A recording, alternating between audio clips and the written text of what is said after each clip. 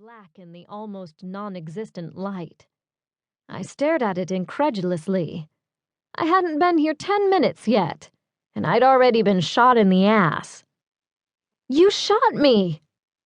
"Come out, and I'll make the pain stop." "Yeah, permanently." She paused to reload, and I scurried behind a nearby barrel. As cover went, it wasn't much of an improvement, forcing me to hunker down against the cold, filthy floor to stay out of sight. But at least vulnerable bits of my anatomy weren't poking out past the sides. I explored the gash in the back of my jeans. The bullet had only grazed me, what Pritkin, my war mage partner, would call a flesh wound.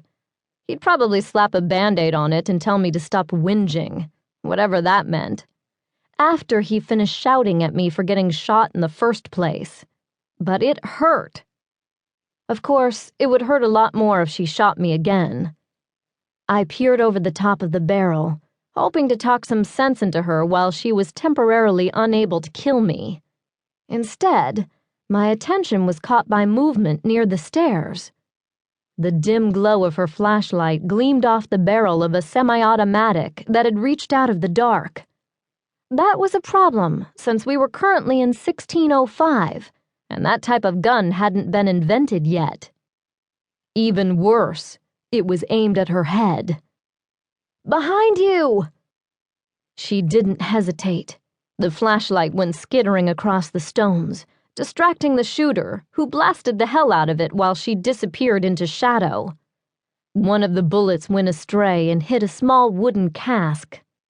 It looked harmless, but it must have contained the equivalent of a few sticks of TNT, because a deafening explosion was followed by a ball of orange flame smashing against the ceiling.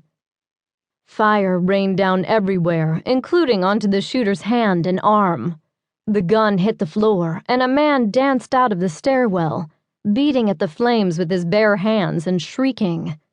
He also dropped a lantern that spun across the stones in lazy parabolas, lighting him up intermittently like a strobe. He was a tall, lanky blonde with horsey features half hidden by a floppy hat. He wore a long dark vest, knee pants, and a puffy shirt that was quickly going up in smoke. He managed to get the flames out by flinging off the vest and ripping open the shirt, revealing a pale torso and some singed chest hair. He bent to retrieve his fallen gun, and a bullet sheared off more hair, this time from the top of his head. He tore off his hat and stared at the hole in the crown, as if wondering how it got there. The woman demonstrated by firing again, but he must have been a mage, because he'd managed to get his shields up. Her bullets hit them and hung there, a few feet away from his body, starfishing out from the impact points. He stared at one that would have taken him straight between the eyes and gave a little shriek. It didn't look like he was all that accustomed to gunfights, because his concentration wobbled. His shields went with it, and the suspended bullets dropped to the floor, rattling against the stones like beads.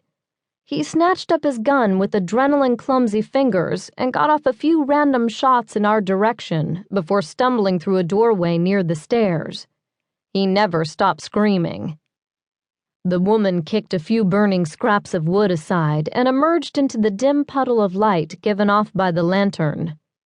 She retrieved her flashlight and clicked it on a few times, but nothing happened, so she sighed and stuffed it into a pocket of the coat she wore. It was a camel-colored wool and looked warm, I noticed enviously. Underneath, she was wearing a lavender silk dress with a wrapped top and a calf-length flared skirt. She looked like June Cleaver out for a night on the town, if June had accessorized with firearms. This was the first time I'd seen her clearly, and I took a second to adjust my mental image.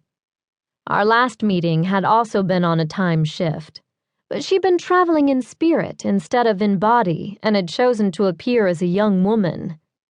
She didn't look that different in the flesh. Her brown hair was streaked with silver now, and there were fine lines around her eyes and mouth.